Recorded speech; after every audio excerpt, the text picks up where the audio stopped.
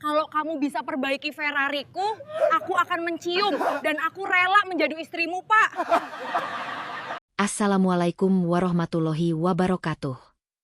Bagaimana mungkin sebuah Ferrari mewah gagal diperbaiki oleh bengkel profesional, tetapi bisa hidup kembali hanya dari sentuhan seorang pria tua gembel? Dan ternyata, sebelum kita mulai, kami doakan yang subscribe dan like supaya dilancarkan rezekinya, dilunaskan hutangnya, dan kalian dari kota mana nih? Komen amin di bawah ya. Panas terik siang itu memantul dari kap mobil Ferrari F8 Tributo berwarna merah menyala yang terparkir tepat di depan kantor Polsek Utama. Mobil itu mencolok, mengkilap, dan menjadi pusat perhatian siapapun yang lewat. Namun hari itu, bukan karena kemewahannya, melainkan karena mobil itu sama sekali tidak bisa menyala. Ani, pemilik mobil itu sekaligus poluan muda yang dikenal tegas, cantik, dan berani, terlihat mondar-mandir dengan wajah masam. Seragam poluannya rapi, rambut dikuncir ketat, dan tangan kirinya memegang kunci mobil yang terus ia tekan seolah berharap mesin itu tiba-tiba mendengar doa dan hidup sendiri. Coba lagi. Gas. Gas, ujar salah satu rekan polisi. Ani memutar kunci, menekan tombol start, tapi BRRRK, tuk, tuk, senyap. Kenapa sih mobil ini? Ani mengerang kesal, menendang roda ban depan. Sudah berminggu-minggu Ferrari itu bermasalah. Dibawa ke bengkel resmi, dicek mekanik terbaik, dicek komputerisasi, bahkan dibelikan mesin baru yang harganya bisa membeli satu rumah, tetap tidak normal. Setiap kali dinyalakan, mesin mendadak mati seperti ada sesuatu yang mengunci dari dalam. Banyak rekan polisinya mulai ikut menertawakan. Makanya jangan gaya-gayaan pakai Ferrari. Udah mahal, mogok pula. Mobilnya cantik, tapi pemiliknya bikin sial kali. Ani mendengus. Mulutnya memang ketus, tapi hatinya panas mendengar ejekan itu. Ia menyandarkan punggungnya pada pintu mobil sambil menghela napas panjang. Saat itulah sesuatu terjadi. Seseorang berjalan perlahan ke arah kerumunan polisi. Langkahnya gontai. Pakaiannya lusuh, penuh tambalan. Topi tuanya koyak. Wajahnya kusut namun matanya. Ada sesuatu yang aneh di sana. Tenang. Dalam. Seolah melihat lebih banyak dari yang tampak. Dialah Eko, seorang pria tua gembel yang sering berkeliaran di sekitar lingkungan itu. Orang-orang biasa mengabaikannya. Kadang memberinya makanan, kadang mengusirnya. Ani langsung menggeleng kesal begitu melihatnya mendekat. Duh, apalagi ini? Gumamnya. Eko berhenti tepat di depan Ferrari merah itu. Ia menatap kap mesin dengan ekspresi yang tak bisa dijelaskan. Campuran kagum, simpati, dan rasa ingin membantu. Dengan suara serak namun lembut, Eko berkata, "Bu Polwan, kalau boleh saya lihat mesinnya sebentar, mungkin saya bisa bantu." Sekejap semuanya terdiam. Lalu, satu kantor polisi meledak tertawa. Rekan-rekan Ani menahan perut sambil menertawakan Eko. Ini gembel bisa benerin Ferrari. Pak, itu Ferrari, bukan gerobak.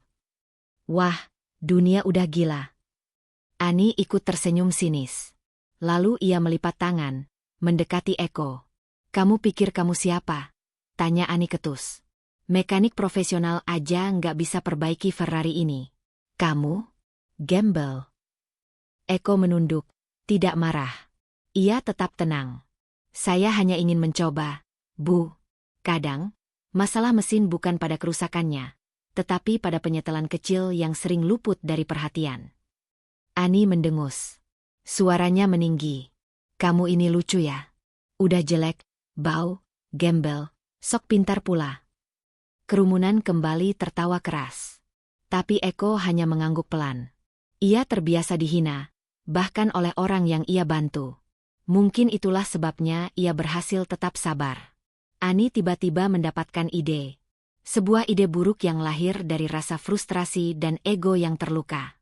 Ia mendekat, menunjuk dada Eko dengan satu jari. Oke, gini aja.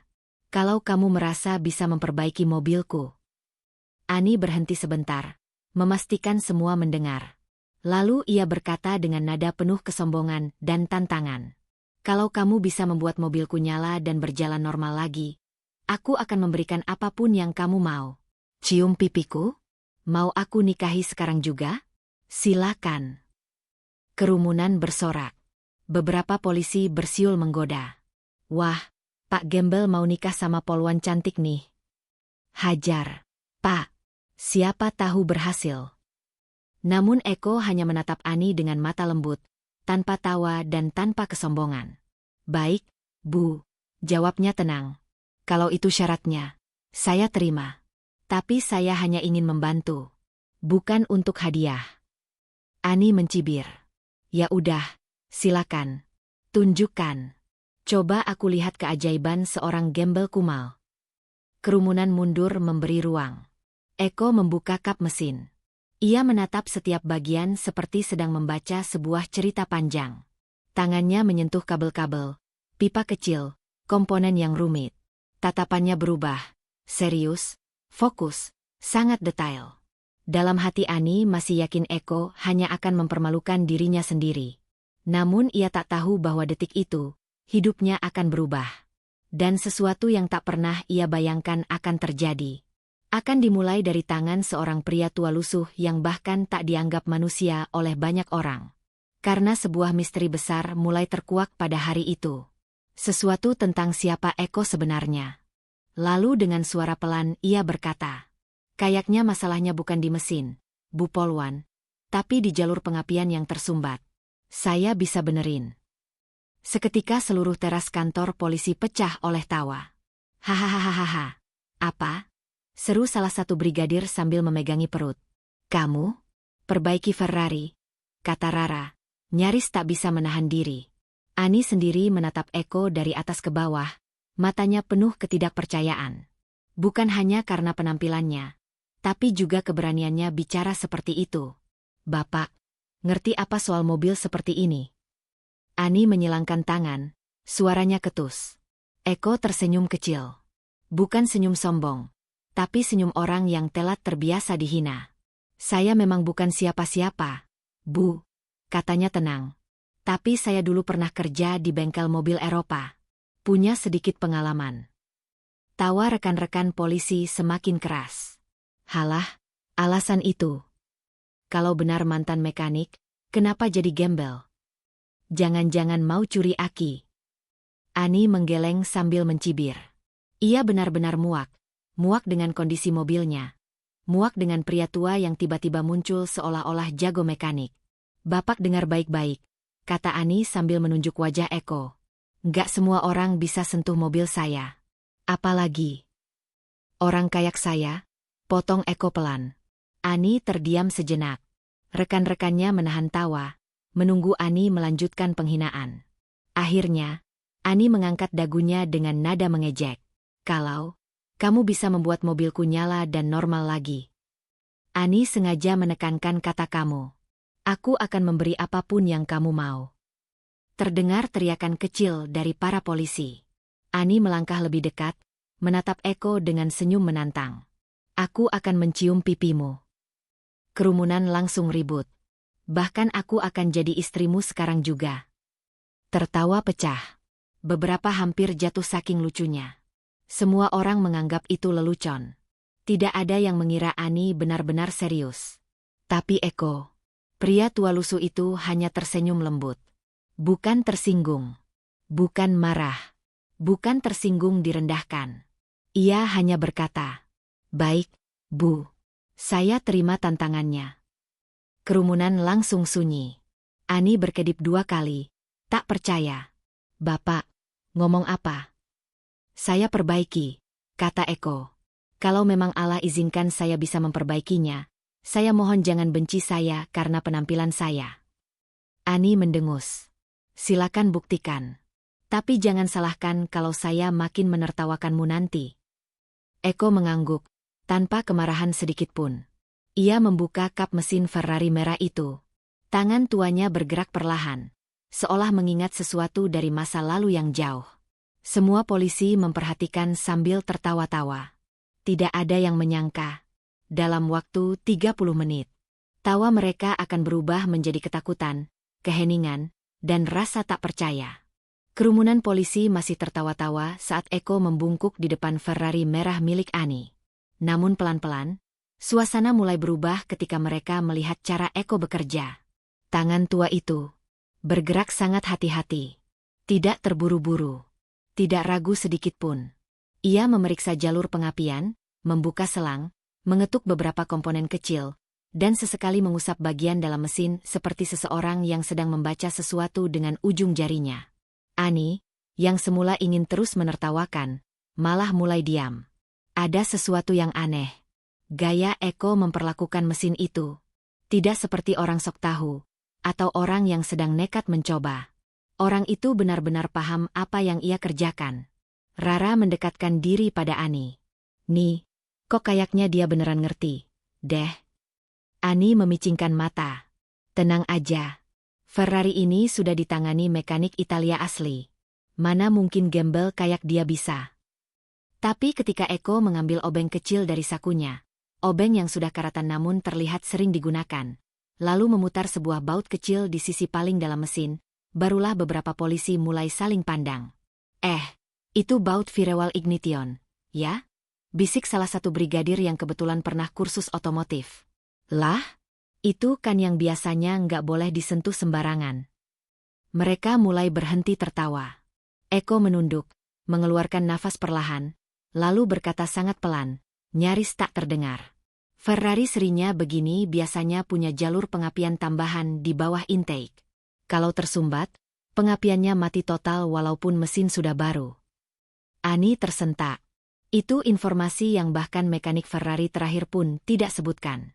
Eko melanjutkan pekerjaannya tanpa menghiraukan kerumunan yang kini mulai gelisah. Ia melepas satu komponen seukuran kotak korek api dari sela-sela mesin, menghembuskan udara ke dalamnya, berulang kali, lalu mengeluarkan serpihan hitam yang menempel di jarinya. Ini penyebabnya. Ia menunjukkan serpihan itu. Ani mendekat, jantungnya berdegup tak karuan. Apa itu? Serpihan karbon lumpur dari jalur udara. Jawab Eko. Terbentuk kalau mobil dipaksa start terus-terusan. Bengkelnya mungkin tidak memeriksa bagian ini. Kerumunan langsung riuh. Seriusan? Masa hal sekecil itu bikin Ferrari mogok? Kok bengkel mahal bisa nggak tahu? Eko tidak menjawab. Ia hanya memasang kembali komponen itu, mengetuk sedikit jalurnya sampai pas, lalu menutup kap mesin dengan satu gerakan ringan. Ia berbalik menghadap Ani. Silakan coba, Bu. Mesin sudah siap. Ani menelan ludah. Tangan yang memegang kunci mobilnya tiba-tiba gemetar. Ia menatap Eko, lalu menatap mobilnya. Seluruh polisi mengelilingi Ferrari itu. Semuanya menunggu. Menahan nafas. Mencoba menahan diri agar tidak bersuara.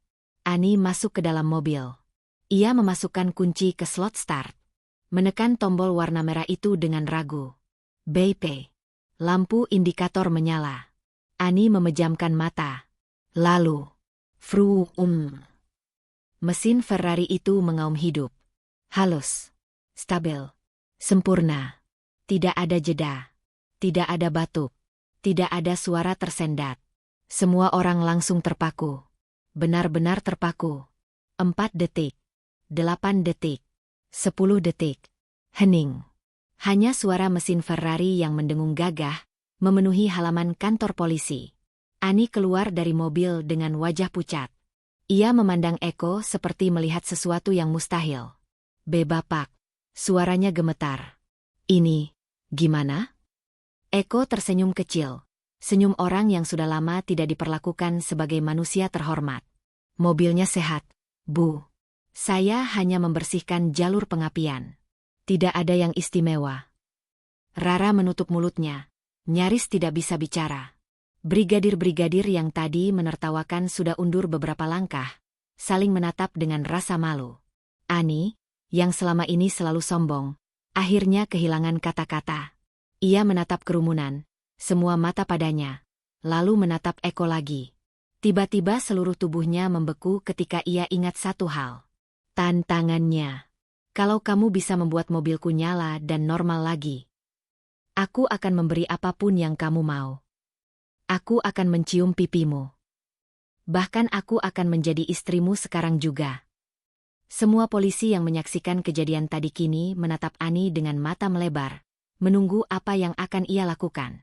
Dan Eko, pria tua lusuh itu, hanya menunduk sedikit, lalu berkata dengan suara paling sopan yang pernah terdengar. Bu Ani, saya tidak menagih apapun. Saya cuma ingin membantu. Tidak perlu. Ani menegakkan tubuhnya. Wajahnya merah, entah karena malu, terkejut, atau sesuatu yang tidak bisa ia jelaskan. Kerumunan menahan napas. Ani melangkah maju dan melakukan sesuatu yang tidak pernah dibayangkan siapapun di tempat itu. Ani berdiri di depan Eko, tubuhnya gemetar hebat. Semua polisi yang tadinya tertawa kini terpaku, menonton tanpa suara. Tidak ada yang berani bergerak sedikit pun. Beberapa mulut terbuka, beberapa mata membelalak. Tidak ada satupun yang benar-benar mengerti apa yang sedang terjadi. Tapi yang jelas, Ani sedang terperangkap oleh kata-katanya sendiri. Ia menelan ludah berkali-kali sambil mengingat ulang kalimat yang pernah ia ucapkan dengan nada sombong.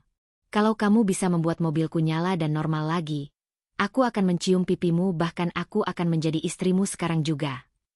Janji itu bukan sekadar celotehan. Semua orang mendengarnya. Saksi hidupnya ada puluhan. Rara mendekat dan berbisik panik. Ni, jangan bilang kamu mau beneran? Ani tidak menjawab. Ia tidak bisa menjawab. Yang bisa ia lakukan hanyalah menatap Eko, pria tua lusuh dengan pakaian tambalan, rambut acak-acakan, dan aroma rumput kering yang samar.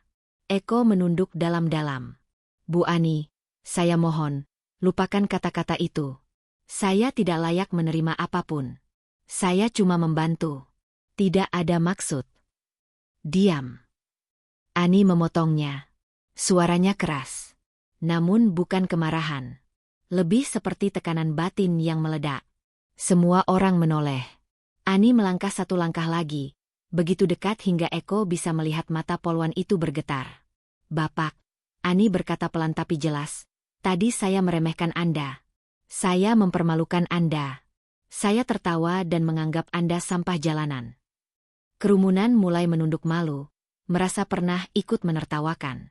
Dan Bapak, mata Ani berkaca-kaca, membuktikan sesuatu yang tidak bisa dilakukan mekanik manapun. Anda menyembuhkan mobil yang sudah saya habiskan ratusan juta untuk memperbaikinya. Eko buru-buru menggeleng. Itu hanya kebetulan. Saya hanya tahu beberapa hal soal mesin lama. Tidak. Ani memotong dengan tegas. Yang Bapak lakukan adalah keajaiban. Ia menatap mobilnya yang masih meraung halus di belakang mereka. Semua orang menahan napas. Lalu, tanpa memberi waktu siapapun untuk memproses, Ani mengangkat kedua tangannya, memegang wajah Eko yang keriput itu, dan mencium pipinya. Seluruh halaman kantor polisi pecah dalam keheningan yang lebih memekakan dibanding teriakan. Rara menutupi mulutnya. Brigadir-brigadir saling pandang. Beberapa sampai mundur karena tidak sanggup memproses apa yang terjadi. Eko terkejut begitu hebat hingga tubuhnya kaku. Mata tuanya membesar, tangan gemetar. Ani, Bu Ani, ini, kenapa?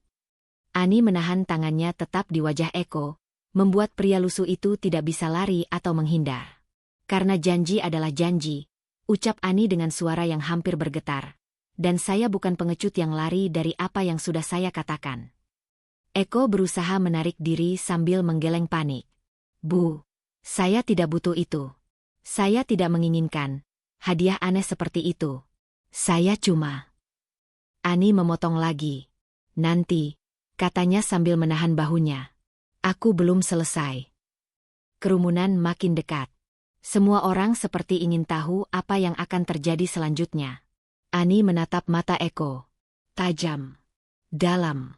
Tidak seperti tatapan seorang polwan kepada gelandangan. Lebih. Seperti seseorang yang baru saja menyadari sesuatu. Bapak masih ingat sisa tantangan yang saya ucapkan. Suara Ani mulai bergetar. Wajah Eko memucat. Tidak. Bu, jangan. Itu bercanda. Saya tidak mungkin. Aku akan jadi istrimu sekarang juga. Suara Ani mengulang perlahan, kata demi kata. Beberapa polisi langsung jatuh rahang. Tidak percaya apa yang mereka dengar. Eko hampir mundur, tapi Ani menahan lengannya. Bu Ani, saya mohon. Saya cuma perbaiki mobil. Saya bukan siapa-siapa. Saya tidak punya rumah, tidak punya harta. Aku tahu. Ani menatapnya, kali ini dengan sesuatu yang berbeda. Campuran bersalah, haru, dan rasa hormat. Tapi kamu melakukan sesuatu yang tidak bisa dilakukan orang lain. Kamu menyelamatkan harga diriku. Kamu memperbaiki sesuatu yang semua orang gagal perbaiki. Ia menarik napas panjang. Aku tidak bisa pura-pura tidak berkata apa-apa tadi. Semua mendengar. Semua melihat. Bu. Ani. Potongnya. Panggil aku Ani. Eko benar-benar gemetar. Tubuhnya lunglai seperti kehilangan tenaga. Ani. Saya bukan laki-laki yang pantas. Ani menutup jarak itu sepenuhnya. Ia memegang kedua bahu Eko. Dan dengan suara yang pelan, penuh keputusan. Katakan apa yang kamu mau dariku. Janji tetaplah janji. Hening kembali mencengkeram seluruh halaman kantor polisi. Semuanya menunggu jawaban Eko. Pria tua lusuh itu, dengan mata berkaca-kaca dan suara bergetar, akhirnya membuka mulut. Namun apa yang ia ucapkan adalah sesuatu yang tidak satu pun orang duga.